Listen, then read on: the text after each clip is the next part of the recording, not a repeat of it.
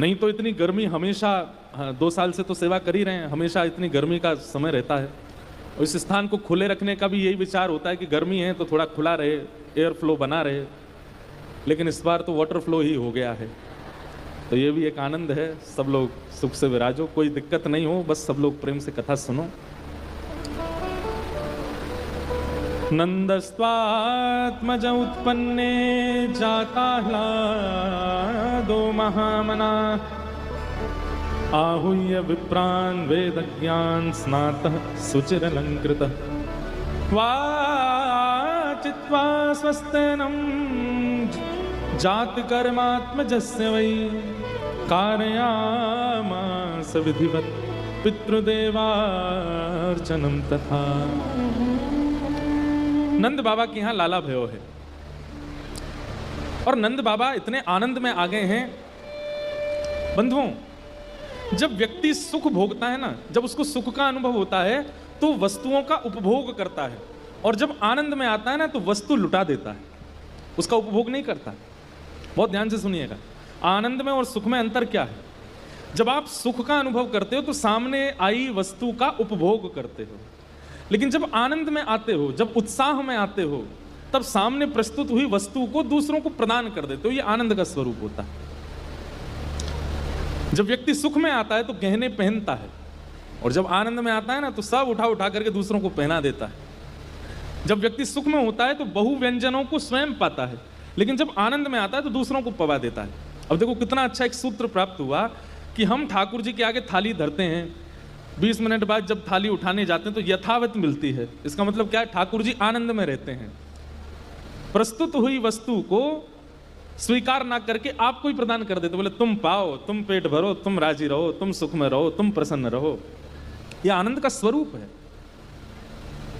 आनंद में लुटाने की स्थिति हो जाती। मैं कथा में कहा करता हूं कि ठाकुर जी जब तक जीवन में नहीं आएंगे तब तक संग्रह का मन होगा। संग्रह मतलब इकट्ठा करने का, धन का अर्जन हो, संबंधों का अर्जन हो, वस्त्रों का अर्जन हो, संपत्ति का अर्जन हो, प्रॉपर्टीज का अर्जन हो, सब इकट्ठा करने का मन होगा जब तक ठाकुर जी जीवन में नहीं आएंगे। और ठाकुर जी के जीवन में आते सब बांटवे का मन होगा, सब देने का मन होगा, सब लुटाने का मन होगा, सब प्रस्तुत करने का मन होगा।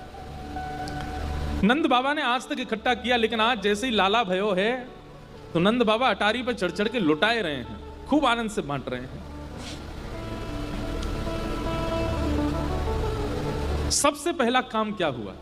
ठाकुर जी के प्रकट होते ही नंद बाबा ने सबसे पहला क्या करवाया? बोले बंधन बार बंधवा करके और चौक पुरवा करके, और सबसे पहले ब्राह्मणों को बुला करके स्वस्ति वाचन करवाया। सबसे पहले ब्राह्मणों को प्रवेश करवाया नंद भवन में, और नंद भवन के द्वार पर जाकर के ब्राह्मणों ने लाला को आशीष दिया। ऐसा कह दें तो कोई अतिशयोक्ति नहीं। देवी देवता गंधर्व सब लाइन में खड़े हैं ठाकुर जी को देखने को, लेकिन सबसे पहले नंद बाबा ने विप्रों को बुलाया और विप्रों को दर्शन कराया। दूसरा, ठाकुर जी के जन्म लेते ही पहले विप्र, और दूसरा ठाकुर जी के भाव से नंद बाबा ने गौशाला में जाके गायों का पूजन किया, और गौ पूजन के बाद तीसरा यमुना जी का पूजन किया। विप्र, धेनु और यमुना, ये 3 अर्चन किए हैं पहले नंद बाबा ने। उसके बाद में जाकर के लाला का मुख देखा नंद बाबा ने, उससे पहले लाला का मुख नहीं देखा। जैसे ही नंदा सुनंदा ने जाके बताई, बोले बाबा तुम्हारे लाला भयो है, इतने ब्राह्मणन की सेवा, ब्रजवासीन की सेवा सो आपके घर नीलमणि जैसो लाला भयो है। स्नान करके सबसे पहले ब्राह्मणों के पास गए, ब्राह्मणन को जाके वंदन किया, दक्षिणा बांट करके आए, सबसे आशीष लेकर के आए, फिर गौ माता की सेवा करने गए, और तीसरा श्री यमुना जी का पूजन किया। 3 अर्चनाएं करने के बाद फिर लाला को देखने गए। ऐसे नंद बाबा, और लाला को मुख देखते ही नंद बाबा ऐसे आनंद में आए, ऐसे आनंद में आए कि अटारी पर चढ़ करके जो सामने आयो है वही को अपनी सामग्री लुटाने लगे। अभी नासिक में कथा थी वृंदावन रसोत्सव, पूरी कथा का नाम ही यही था। तो वहां किशोरी जी के प्रादुर्भाव की कथा सुनाई गई, ज्यादातर किशोरी जी का चरित्र कहा। तो उसमें एक भाव आया इतना सुंदर कि जैसे ही नंद बाबा के लाला भयो और ये खबर 84 कोस में फैलती फैलती फैलती जैसे ही वृषभानु जी और कीर्ति मैया को प्राप्त भई।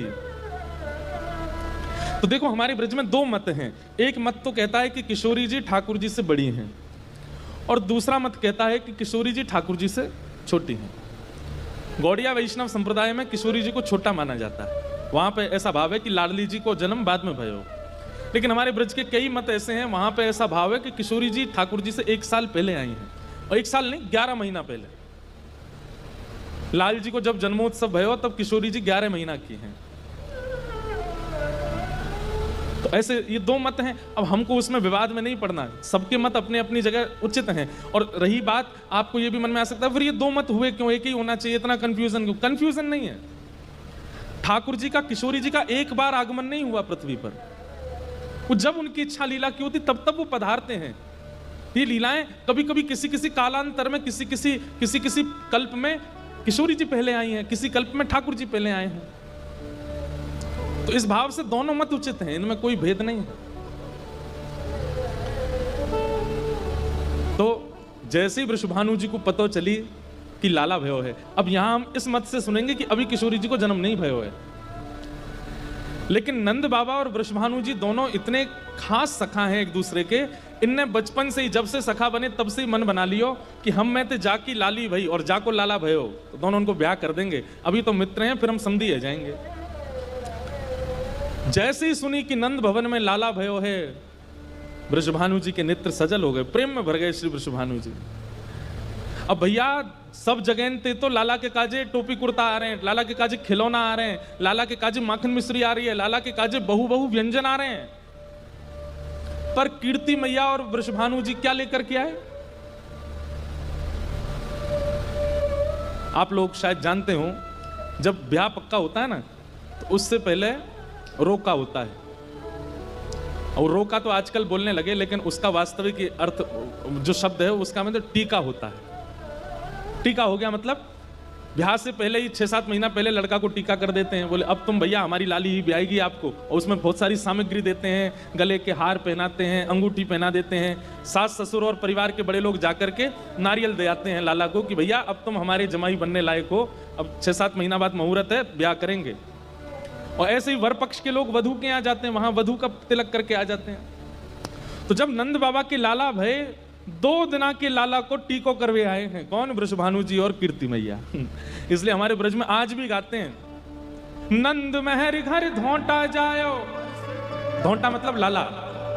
और जैसे ही कहते हैं नंद महर घर धोंटा जायो, फिर सब लोग कहते हैं बरसाने से टीको आयो।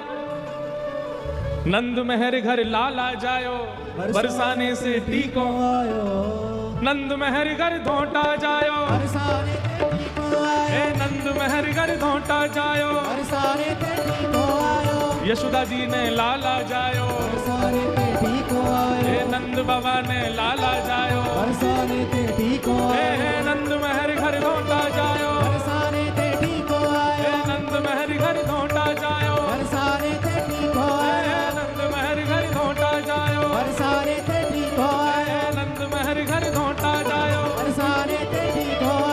नंद बाबा के लाला आयो, बरसाने ते टीको आयो। हे नंद बाबा के लाला आयो, बरसाने ते टीको आयो। हे नंद महर घर धोंटा जायो, बरसाने ते टीको आयो। नंद महर घर धोंटा जायो, बरसाने ते टीको आयो। नंद महर घर धोंटा जायो, बरसाने ते टीको आयो। नंद महर घर धोंटा जायो, बरसाने ते टीको आयो।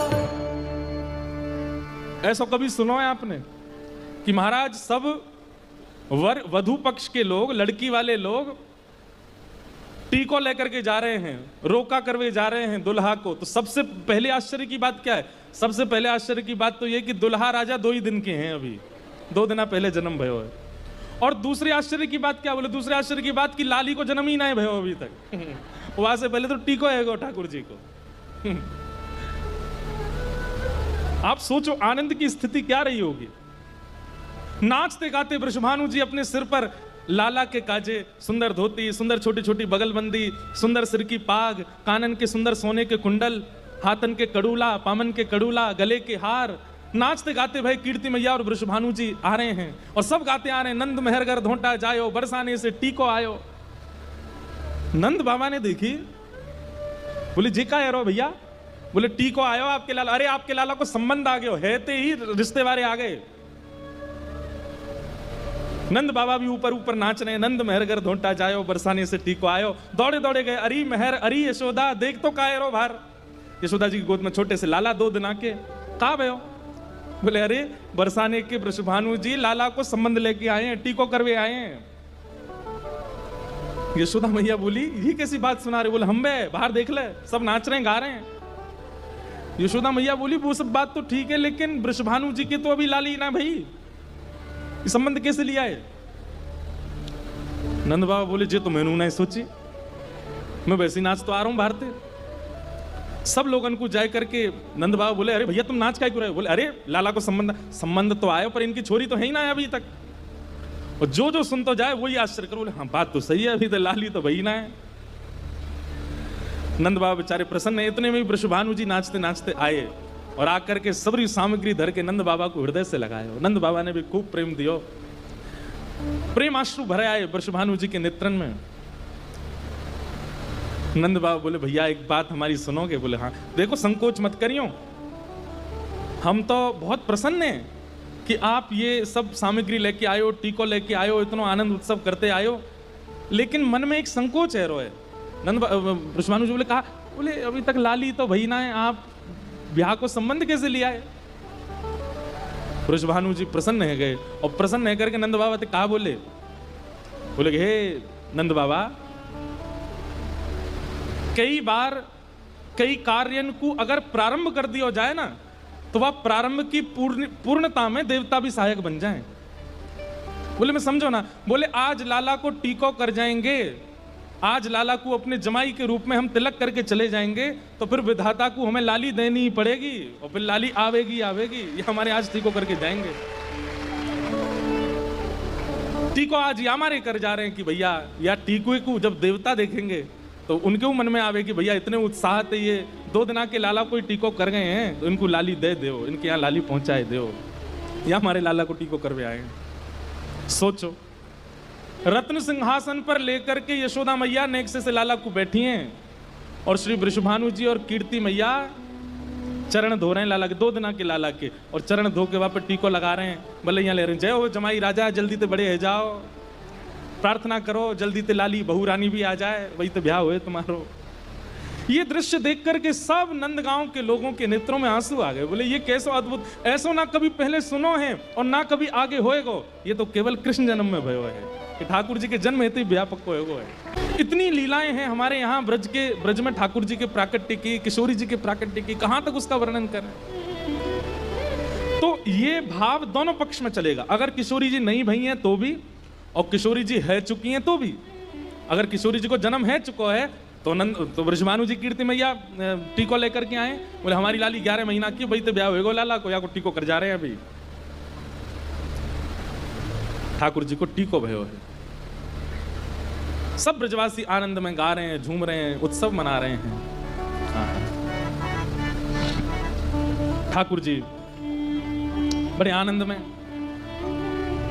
छठी उत्सव है रो ठाकुर जी को 6 दिन के लाला है गए, और जैसे ही ठाकुर जी 6 दिन के भय, पूतना नाम की राक्षसी आई, और वह पूतना नाम की राक्षसी अपने पयोधर में विष लगा के आई। हम अपनी कथा में एक बात कहा करते हैं कि भक्ति मार्ग में जब आप प्रवेश करेंगे और भक्ति पथ पर जब आप चलने लगेंगे, तो सबसे पहली बाधाएं तो हर मार्ग में आती हैं, भक्ति मार्ग में भी आती हैं, पर भक्ति मार्ग में यदि आप निपुणता से विश्वास के साथ अगर चलने लग जाते हैं तो बाधाएं तो आती हैं, परंतु आपका कुछ बिगाड़ नहीं पाती। काम, क्रोध, मोह, ईर्ष्या, द्वेष, ये सारी बाधाएं तो बहुत बाद में आती हैं। भक्ति मार्ग में सबसे पहली बाधा आती है अविद्या। अविद्या का मतलब क्या है? अज्ञान। और ये अविद्या अज्ञान कई रूपों में आ जाता है। अविद्या अज्ञान का पहला रूप क्या है? आडंबर। क्या है? आडंबर। आप भक्ति पथ पर चलते जब प्रारंभ करते हैं ना, तब तो आप वास्तविकता में होते हो, लेकिन धीरे धीरे धीरे धीरे धीरे धीरे धीरे चलते चलते कुछ समय निकल जाने के बाद में फिर भक्ति का कहीं ना कहीं सूक्ष्म रूप ही सही, लेकिन दिखावा प्रकट हो जाता है। कैसा दिखावा? जब आप किसी गैर वैष्णव को देखते हो, जो वैष्णव नहीं है, उसके सामने आपके मन में ये भावना आने लग जाती है, रोज तिलक लगाते हैं, 4 बजे तो उठ जाते हैं, बिस्तर छोड़ देते हैं, चाहे रात में 1 बजे सोए हों, रात को चाहे कितना विलंब हो जाए, 10 बजे तक तो महाराज जी कथा करते हैं, उसके बाद हम लोग प्रसाद पाते हैं, घर जाते हैं, 12 बज जाते हैं, सोते सोते रील देखते हैं, 1-2 बज जाते हैं, लेकिन 4 बजे उठ जाते हैं सुबह। अब ये क्या है?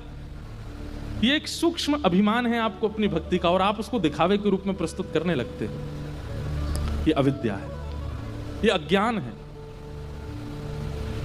भक्ति का प्रचार नहीं होता, 2 चीजों का प्रचार नहीं होता है, एक तो